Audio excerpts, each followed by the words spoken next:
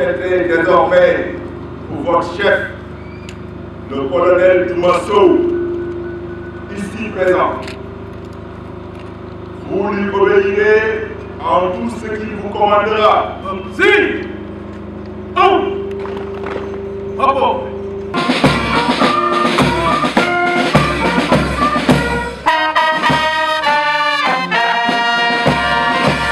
Notre mission ici, il s'agit de défendre l'intégrité du territoire national et aussi de garantir la sécurité des personnes et de leurs biens contre toute forme de menace. Ça, c'est le premier aspect. Le deuxième aspect de notre mission,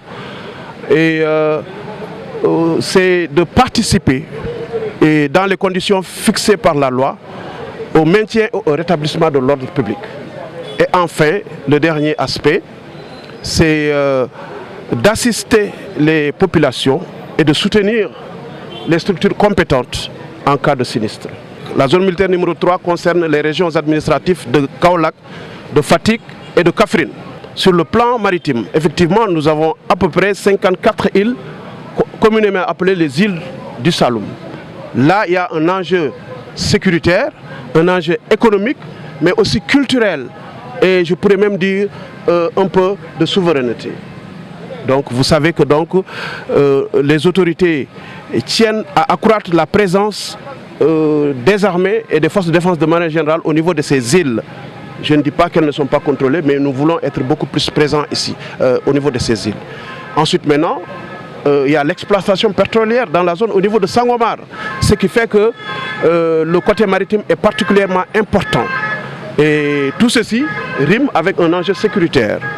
Nous avons donc au total au moins une façade qui fait 64 km avec l'océan. Mais aussi nous avons des fleuves, le Sine et le Saloum, et dont l'importance en tout cas se voit déjà à Kaolack ici. Vous avez vu récemment lors du Gamou, il y en a beaucoup de pèlerins qui sont venus en pirogue.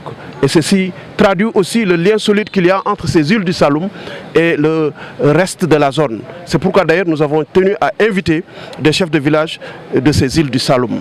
Nous avons également pensé aux chefs de village des autres parties de ces trois régions. L'aspect frontalier, vous avez dit, nous avons 194 km de frontière avec la Gambie. Ça veut tout dire.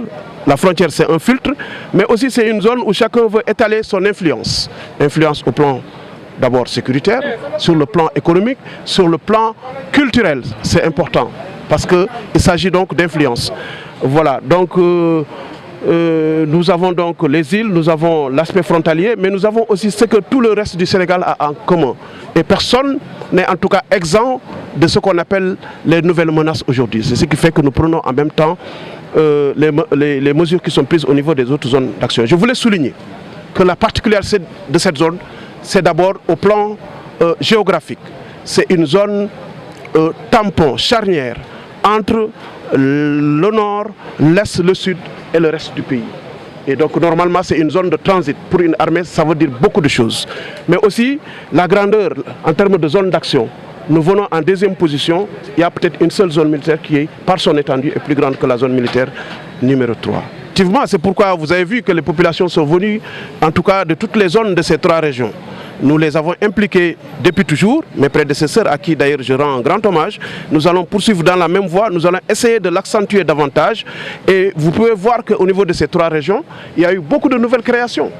Vous en avez vu en Emanding, vous avez vu, n'est-ce pas, que Toubacouta y en avait, mais l'infrastructure est en train de prendre de la dimension. Vous avez vu une nouvelle implantation au niveau de Koungheul également, et vous voyez également l'aéroport de Kaolack, mais un nouvel aéroport qui est en érection au niveau de Paracel.